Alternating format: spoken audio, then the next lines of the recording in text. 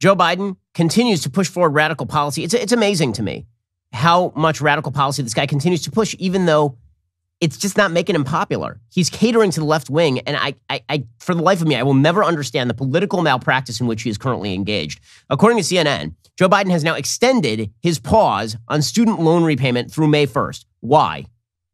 Through May 1st? It is now December 23rd. Through May 1st? So we're going to go like another 5-6 months without people having to repay their student loans. For what reason exactly? The current he's bragging about it. The current unemployment rate in the country is 4.2%. People are back at work. People have savings because you got blew money into their pockets over the course of the last 2 years, but they don't have to pay their loans, their student loans back. Why exactly? Why? As a person who paid back not only my own student loans, but also my wife's student loans, I'd like to ask, why? Please explain. Please, really, what is your logic here? Biden said in a statement that because of the ongoing COVID-19 crisis, people can't pay back their student loans. Really? So people who generally have unpaid student loans, we're talking about a 25-year-old who ain't going to die of Omicron and almost certainly was not going to die of Delta. Biden said, given these considerations, today my administration is extending the pause on federal student loan repayments for an additional 90 days through May 1, 2022, as we manage the ongoing pandemic and further strengthen our economic recovery. Meanwhile, the Department of Education will continue working with borrowers to ensure they have the support they need to transition smoothly back into repayment and advance economic stability for their own households and for our nation. That reversal came less than 2 weeks after the White House press secretary Jen Psaki indicated the administration would plan to restart federal student loan payments in February. The possible extension was first reported by Politico. Borrower balances have been frozen for 2 years. 2 years. Some Democrats want it longer, right? Elizabeth Warren, Ayanna Pressley. Chuck Schumer, Elizabeth Warren, and Ayanna Pressley put out a statement saying extending the pause will help millions of Americans make ends meet, especially as we overcome the Omicron variant. But they want Biden to take further action and just simply cancel up to $50,000 of student loan debt per borrower for the people who are the most highly educated and thus likely the most high income in the United States. Makes perfect sense. Just genius policy from this administration. Of course, by the way, nobody would ever engage in bad behavior with all the money we've blown into the system.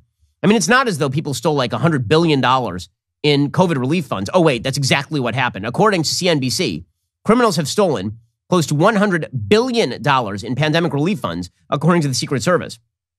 The stolen funds were diverted by fraudsters from the Small Business Administration's Paycheck Protection Program, the Economic Injury Disaster Loan Program, and another program set up to dole out unemployment assistance funds nationwide. Only about $2.3 billion in stolen funds have been recovered so far. So they lost $100 billion, but the good news is they found $2.3 billion in stolen funds, which sounds like the government. They sound like they're great at this. Assistant Special Agent in Charge, Roy Dotson, said, I've been in law enforcement for over 29 years. I've worked some complex fraud investigations for 20 plus years. I've never seen anything at this scale. He said there's no doubt the programs were easily accessible online. That brings the opportunity for bad actors to get into the mix. It was necessary to try to get those funds out to people that were truly hurting. Nobody's at fault. Well, I feel like some people are at fault when you lose $100 billion just randomly. Whoops. But don't worry, guys. Everything is going great. This administration, they know what they are doing. They are experts. And because they are experts, you should listen to everything they have to say. And if you don't listen to what they have to say and then you get Omicron, it's because it's your fault, you see. It's because it's your fault. By the way, the law of unintended consequences remains undefeated. You have to love this final story of our broadcast year on the live podcast. Okay, this is an amazing story. A Democratic member of Congress was carjacked and robbed in Philadelphia after backing defund the police. Representative Mary Gay Scanlon represents Pennsylvania's 5th District, carjacked and robbed at gunpoint in South Philadelphia in broad daylight. So, you couldn't see that one coming at all. Defund the police, get carjacked.